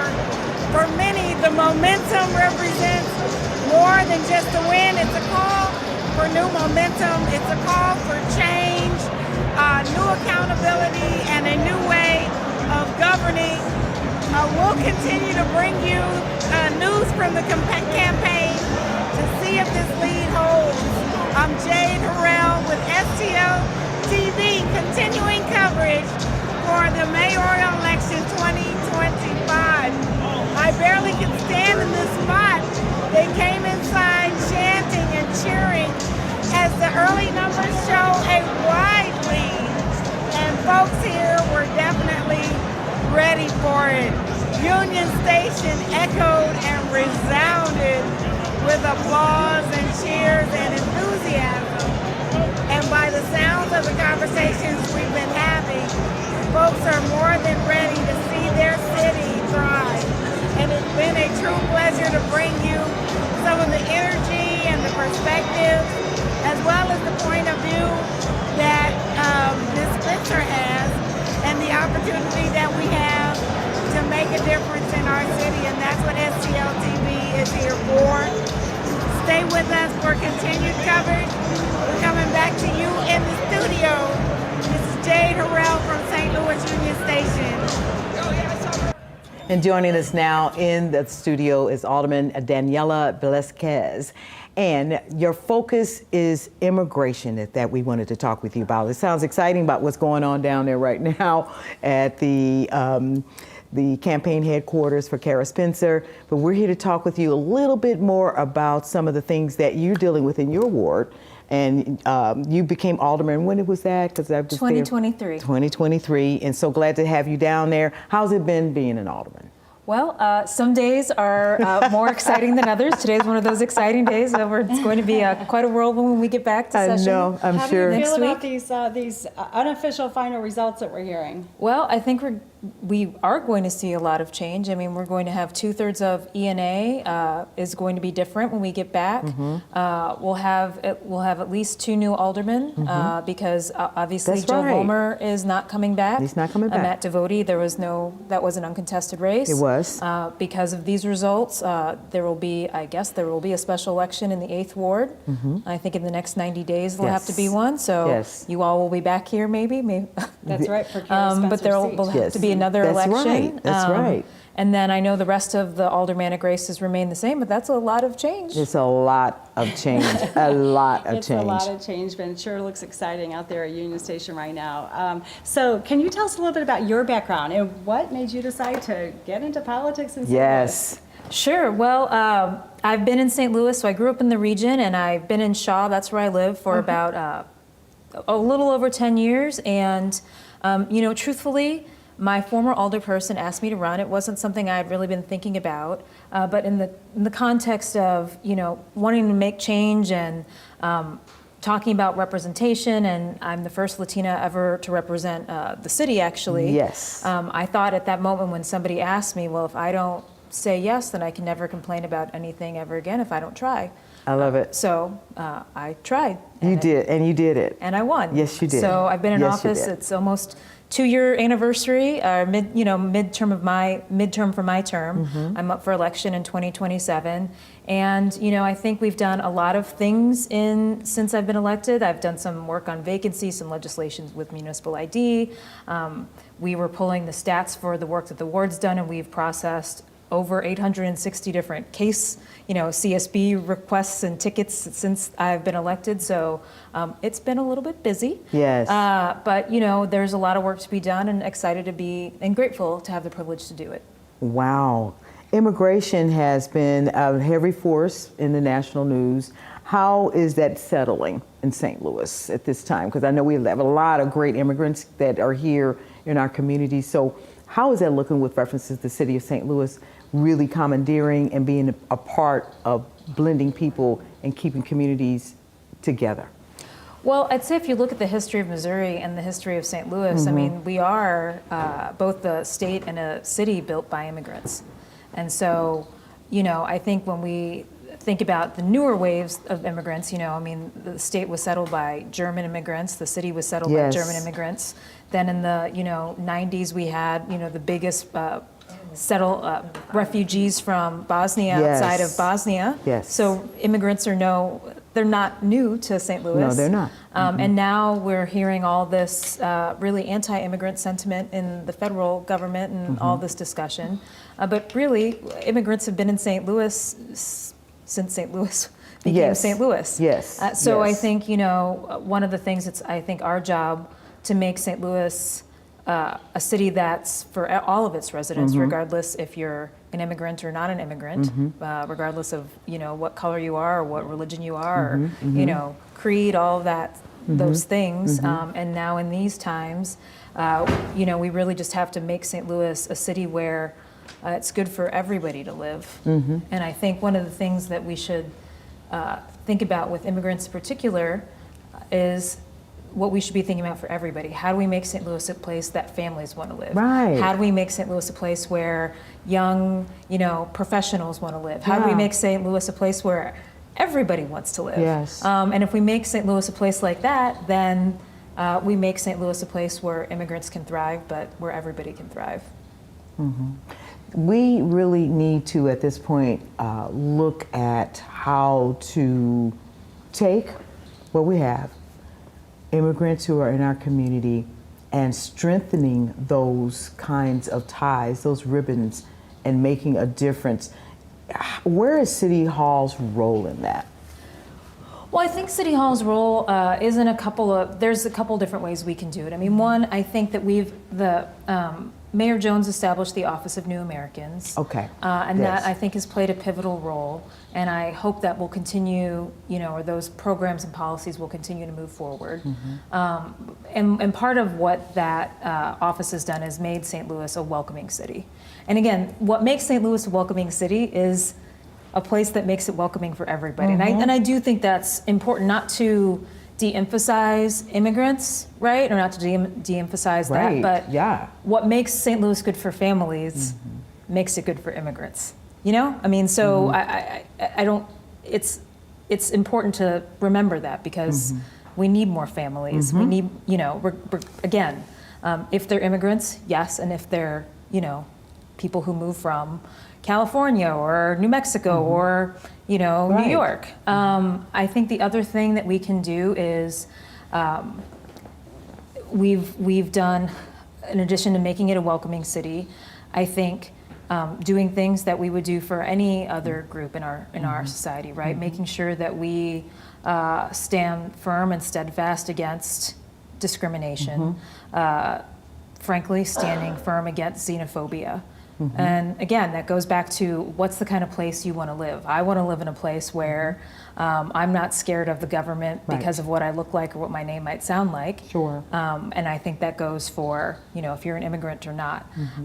Again, I think making St. Louis a place where it's friendly for families and it's good for small business, those are also good things for immigrants. I mean, Most immigrants definitely. have had a lot of times immigrants are index above average on small business as small business owners. But again, where small business thrives, the economy thrives. It does. So these things are not, it's not that something, I think it's I just want to be clear that something that's good for immigrants does not mean it's bad for everybody else. Exactly. I think a lot of things that are good for immigrants are really good or great for everyone else. Diversity works. Well, and I also think what you're talking about ties very much into what Brad Dean was talking about, who is our new head of tourism for St. Louis, and how great the people of St. Louis are, and how friendly and inviting and open, and every single person in this community makes a difference in attracting more people to our area, whether they live here or visit here. Yeah. So, okay, quick, one more last final question. So we so appreciate you being here. What is on your agenda with this whole new regime coming in, it looks like, over the next 30, 60, 90 days? Sure. I mean, so something I've been working on, we didn't even talk about vacancy, but maybe that's another day. I've been working on some vacancy legislation, but... yes, good with housing and everything. Yes. So we'll have more fines for bad actors. I would love to talk about that because that's really important. Yes. I've been working on a charter change to establish a city manager. Yes, I filed that bill. This is news. Okay. I filed that bill back in January. I put it on what we call the informal calendar. I basically paused it because we had elections and things. Yeah. I've been working on it during break. I will bring it back, so that would be a big charter change. That's hot news. Okay. I think you'll see. Us looking at different kinds of charter changes and picking some of that work up. That we had a special commission on charter changes that didn't really do a whole lot because there was a lot happening. There was a lot going on that held up making some movements and changes down there. I think you'll see a lot of that. I think this is, my belief is that some of the things that we see in government happening every day are because that we've got a really antiquated old structure. It's a bit old. It's a bit old. That's a nice way of saying it. It's a bit old. Thank you so much. We've got to have you back, but we've got to go out to the field to Jade Harrell at this time. She has some more numbers and information about where she is at this time. I believe it's at Kara Spencer's headquarters. And we are back and the energy is rising, and I tell you, when people say they're optimistic and hopeful, this room is evidence of just that. Jade Harrell here from St. Louis Union Station, and I am joined by Kevin Bryant with the Kingsway Development Group. Man, looks like things are shaping to be more like you have been hoping for some time. I understand stagnant have been the way, but right now you've got some more optimism about movement. Absolutely, and we're dealing with someone who's had a track record of supporting projects like ours, and ours specifically. So this isn't a random here to support the person who's running against the incumbent mayor. No, this is to support a person who's always been there. So I am very excited to be here supporting her. That's right. Do you have a message for the folks that are waiting for that answer to come on down? Yeah, it's time to get back to work. It's time to get back to work. Like, we are a beautiful city with an enormous amount of assets and attributes, and it's time to get back in the game. We have to compete with other cities. We have to show America that this is still the gateway city, but it's going to take work, and I'm here to do my part. Well, we're ready to get back to work, but tonight we're getting ready for the big news, and we'll be here all night until that decision comes down. Jade Harrell with STL TV, Kevin Bryant, Kingsway Development Group, and we'll talk with you. Be right back in the studio. Thank you so much, Jade. Boy, it is exciting out there, and if you have never been to a watch party on election night, especially for the winner, it is really it's loud and super fun. We're going to take a check-in with Michelle here in the studio, who's got our citizen panelists. Michelle, take it away. Thank you, Sarah. Yes, indeed. I actually do have an array of representation here from across the city of St. Louis. We've talked about some hot button topics like immigration. We've talked about community and schools. But this last topic on immigration is one that I want to touch on when we think about the fabric of the city. So Ben, can you share with us, you alluded to this earlier about the mayor being an ally and our government officials, elected officials being an ally for the immigrant community. What does that look like? Yeah, absolutely. To echo Alderwoman Velasquez's point, the establishment of the Office of New Americans has been a game changer for the city of St. Louis. The current director, Gilberto Pinella, has been working so hard to work with the Afghan community, with the African community, with the Asian community, because if you look at St. Louis, pick any country in the world, we have that person living in St. Louis. So the Office of New Americans is going to be incredibly valuable.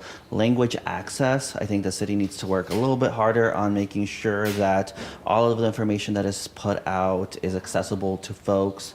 But also, as I said earlier, the economy that supports small businesses. The reason why I fell in love with St. Louis was a small business scene. We're entrepreneurs at heart. We're starting businesses at a higher rates.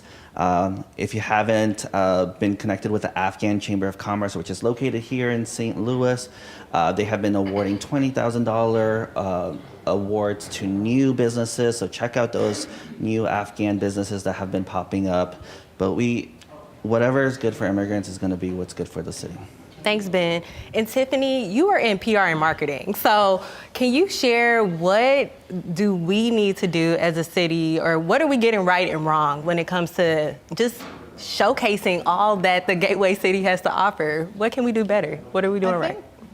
I think definitely utilizing social media that's in everybody's grasp of their hands, and really like stepping out to try a new restaurant or make a new local meetup group, which I just started doing that more too. And really getting to know more of the community and trying different areas, giving your business to a new business owner and just trying something new. Thank you for weighing in on that. And John, I know that you are a business owner. Can you talk a little bit about your perspective? Yes.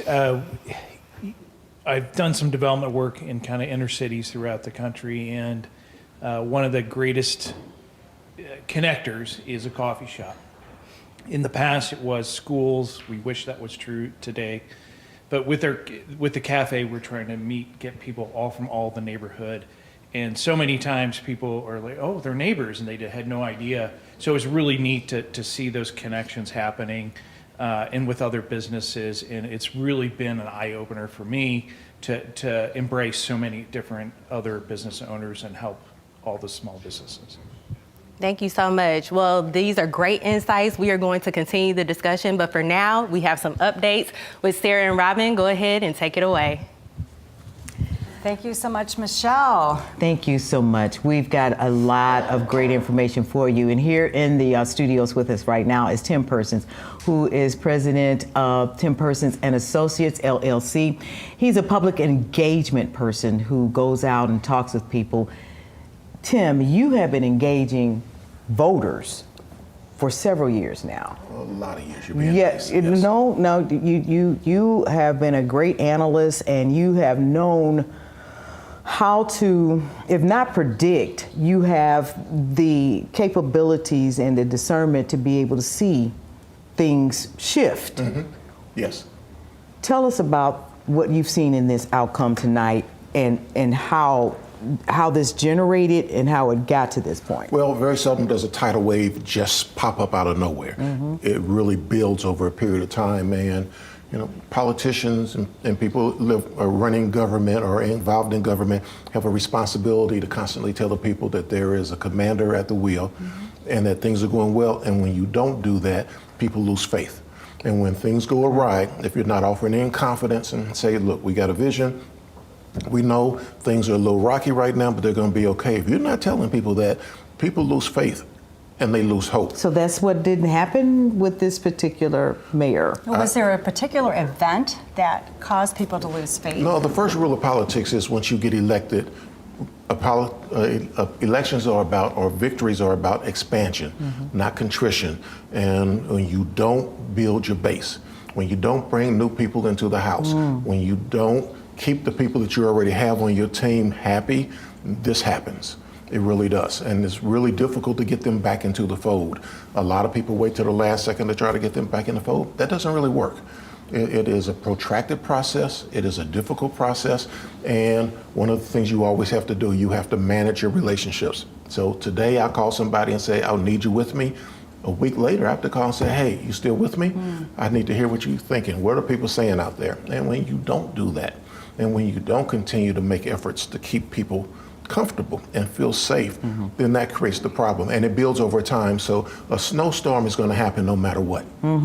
But when you add that on top of other issues, and then you don't have a base to run from, then that creates a lot of havoc and problems. So rather than looking back, let's look ahead. What advice would you give to our new mayor, Kara Spencer, given this advice? The good thing about Kara is that she worked.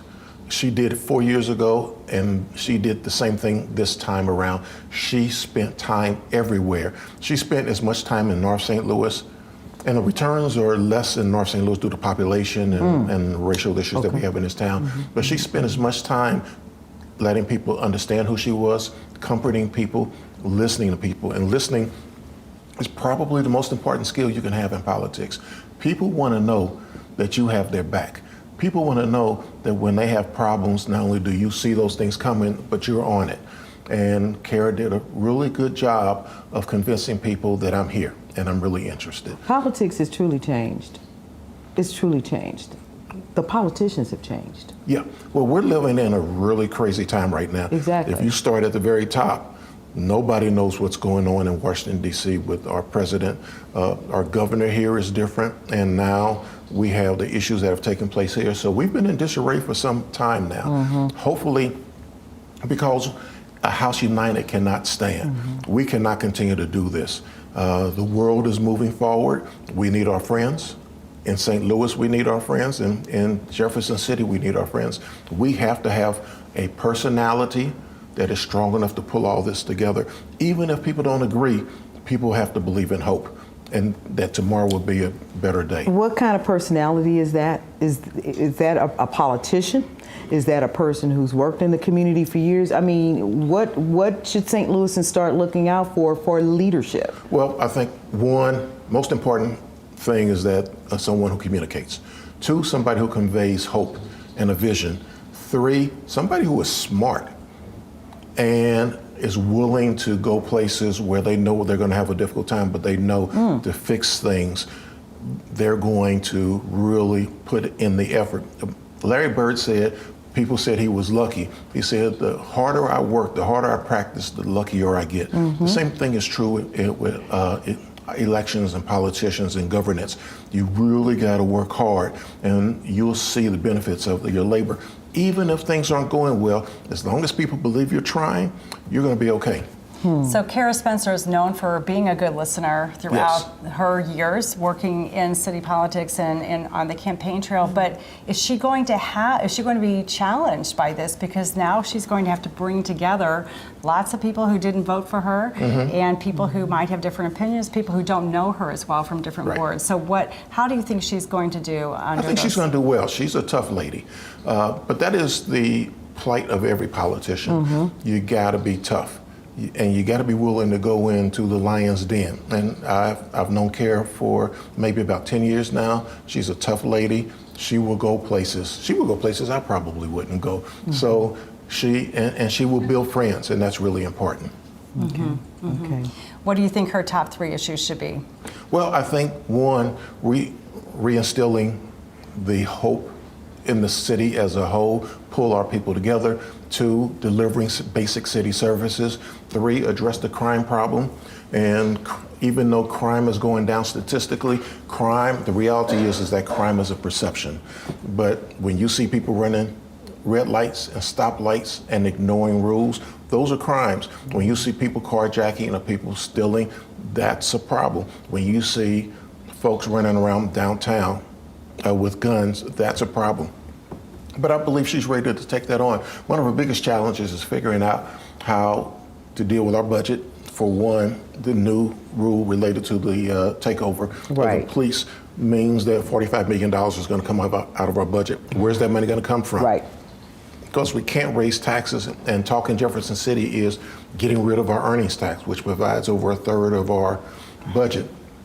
So she's going to have to make friends in Jefferson City, as well as have a very strong team that is willing to hit the ground running. She's got a really small window to get into office. This is great. Tim, thank you so much for your pleasure. analysis on the situation. We really appreciate you to come in tonight to talk about this mayoral race, and we didn't get a chance to talk with you about some of the other ones, but we got to have you back to talk more about what's going on in St. Louis. We're going to go over to Michelle right now to talk more about what is happening in St. Louis and the election. Michelle. Thanks, Robin. So we've been talking a lot about what needs to be the focus, what we have focused on in the past, what are some ideas for the future. DeMarco, I would love to hear from you. What do you want this new administration to focus on as we think about the future? Yes, so as Mr. Pearson shared about making sure you're having a great team that is connected with communities is going to be, to me, one of the number one things, because that's one of the biggest challenges. Also, population. Right now, St. Charles has a higher population than St. Louis City. And now St. Louis South City has a bigger population than North City. So if there is such thing as power in numbers, then our numbers and our power is depleted. So who's going to repopulate the North Side? And when I think of politics, I think of policy plus power equals empowerment. But policy minus power leads to disenfranchisement, leads to pessimism. And unfortunately, we saw that show up today in this election and past elections, including the general election, the pessimism that shows up, people who just give up. So there are so many people in St. Louis City, St. Louis County, and somebody who has run for Congress all over St. Louis City and in the first district total. There's a huge amount of pessimism that we just don't trust. We don't believe that politicians are really looking out for the everyday person, for the everyday business owner, for those who may not be able to speak up against the regime or even notice what's going on with Jefferson City and how they're treating St. Louis. So I think the soon-to-be mayor-elect is going to have her hands full, but she got to make sure she has a solid team who's going to make sure that they are absolutely listening and bringing policy and power to every single ward, to every single precinct in St. Louis City. Thank you for those insights. Wanda, what do you think? What should be top of the list for the mayor when they step into office? What's top? This is what I would say. And as a lifelong North St. Louis resident, I have not seen the interest that has been placed on the north side of the city of St. Louis like I've seen these last few months. I don't know what has happened, but I notice as I drive across the city from north to south, I see change that has already taken place. I see roads being repaired that I've never seen before. And I know that something is happening. Whichever person wins this election tonight, I hope that whatever I'm seeing at this point on the north side of this city continues, because I've never seen it before, and I've never seen it like I'm seeing it now. Kings Highway, Union, all of those streets are something is happening. Our streets are being paved.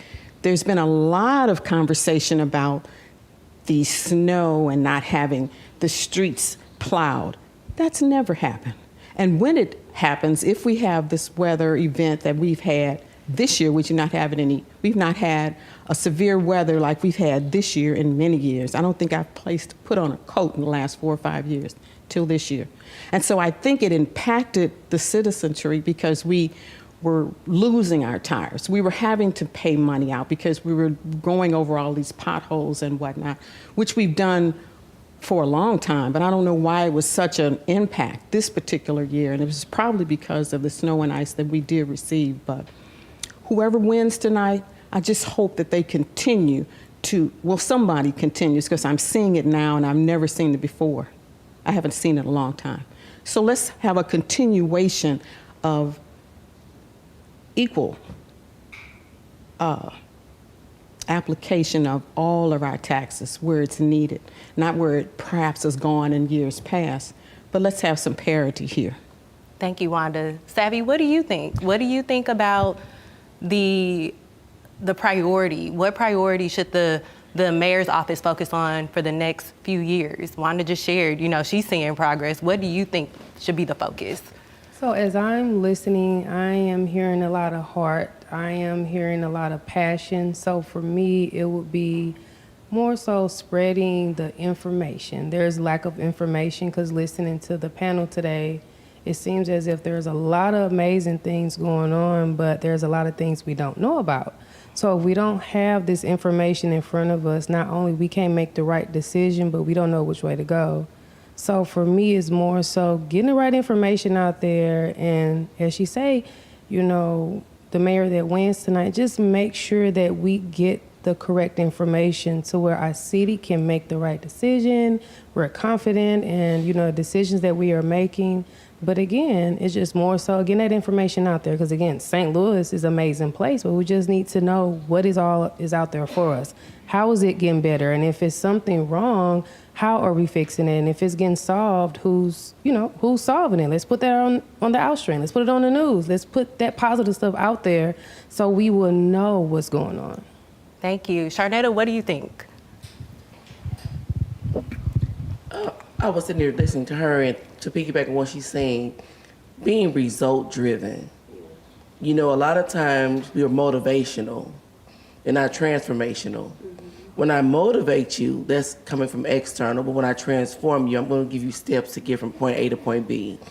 And continue to gather information, respond, solve problems, but most of all, see the culture of the city get better. Indeed, this is a great place to live, but our homeless population has to be dealt with. We can't act like it's not happening, and we have to have some type of interventions. Instead of motivating and all these plans that fall through, we have to be result-driven. Thank you. Well, we are going to continue this discussion. For now, we have some updates in the studio. Sarah, I'm going to pass it back to you with our update. Thank you so much, Michelle. And, Robin, I think one of the things that I'm hearing from our community members is just a need for more communication. We've had some amazing city leaders and community leaders in our studio tonight with some great programs for families, for business owners, for immigrants, everybody that is here, and we just need to get the word out about what those programs are so people can take advantage. We have a fantastic city.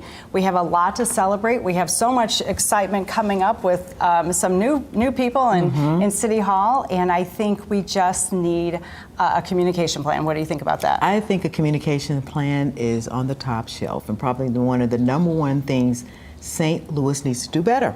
Yeah. They need to brag on themselves. They need to talk about the great things that we have. I had the best fun when I got a call to put together a promo for 314 Day. And that, I got such a big kick out of doing that.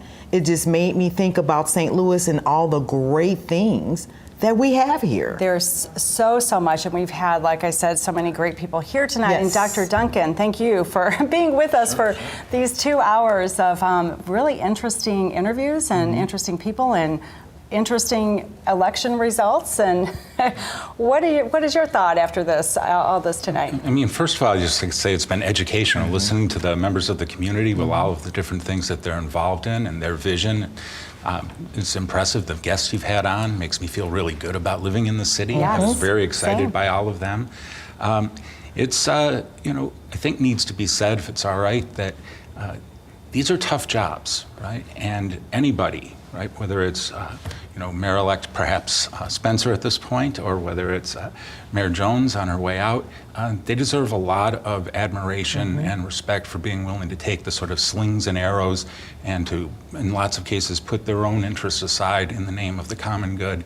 And so win or lose, I think that they deserve a lot of respect for just putting themselves out there. That's a really great point, because these leaders, our elected officials, they are putting themselves on the line every single day with the decisions that they're making. Yes. A lot of criticism, no matter, and Kara Spencer will face the same thing, Absolutely. no doubt. Lots of scrutiny is going to come her way, most definitely, just because of the controversy of the election, some of the things that were said, and we'll see what happens down there in City Hall. So looking at St. Louis from a broader perspective, so we have St. Louis City, we have the entire metro area, which includes the county, and then beyond that, the state and the country. And in St. Louis, and we heard Brad Dean talk earlier about how he passed up New York, Chicago, and San Francisco to take this job here in St. Louis promoting tourism, which is a huge feather in our cap, for sure. Absolutely. So what role do you think Kara Spencer, as our new mayor, can play in getting and bringing people back to the city of St. Louis from just not only our metro area, but all over the country? I think that that's a really tough ask, right? I mean, one of the things that I think is problematic right now for St. Louis is that immigrants were, right, a real source of vitality, and we're helping to backfill, right, some of those folks that we've lost over the years. And that's going to become more difficult now, right? The regime in Washington now is making it very uncomfortable for immigrants, and folks feel pretty insecure. And cities that are, you know, more predominantly blue, as we talk about them these days, are going to come under more scrutiny. And so I think it's going to be tough. But again, your last guest, I think, is right.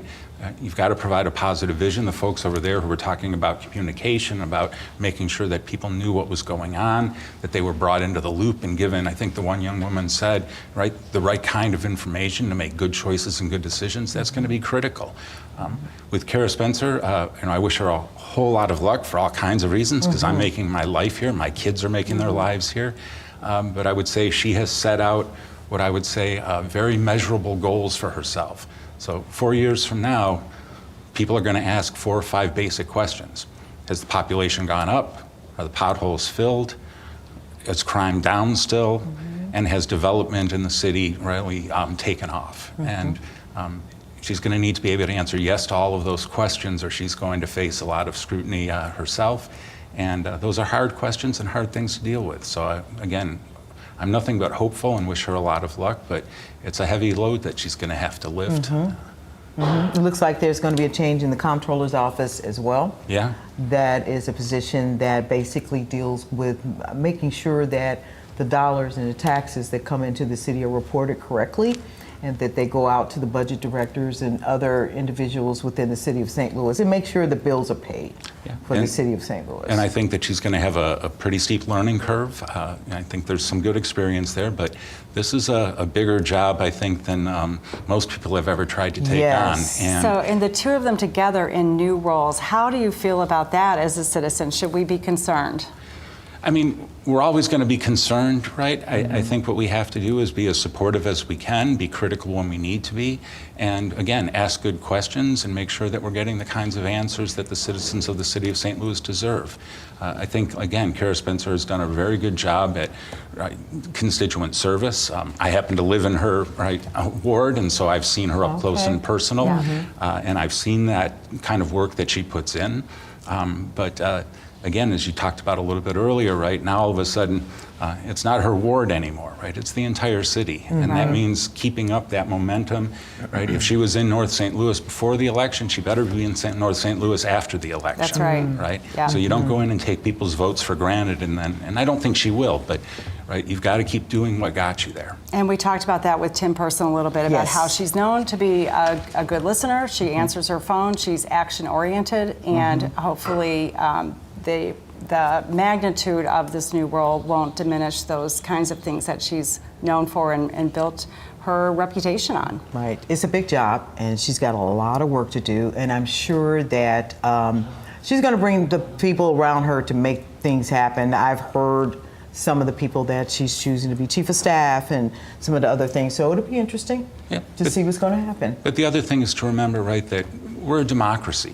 We elect leaders who are supposed to be of the people and for the people.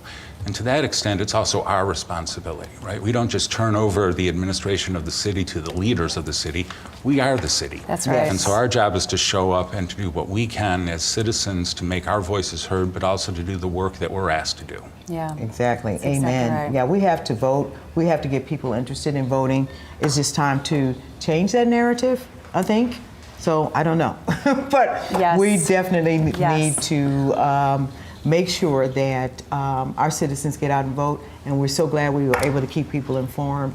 We're going to be closing out things here in just a bit with the coverage that's going on in the St. Louis area. We want to thank the staff of STL TV and management staff and everyone for putting this great general night, election night together. Thank you so much to the panelists that were with Michelle and talking about several things that are going on in the St. Louis community. You all give yourselves a hand of applause over there. We thank you so much for joining us tonight. Yes, and we want to absolutely thank Dr. Chris Duncan, who's been here all evening with us. Thank you so much. Observing with us and helping us understand what's going on with this election, and certainly our reporters out in the field, Jade Jade and Andy. and Andrew Razika. So it's been a team effort, and Michelle and everybody here in our studio, so many people who have helped to make this evening possible for you, are the only live election coverage in the St. Louis area tonight. We're going to leave you with final look at the results, and we wish you all a very happy evening and exciting day tomorrow, celebrating, hopefully, or at least giving support to the new people who are going to be in City Hall. Thank you so much for joining us tonight. Thank you for coming our way.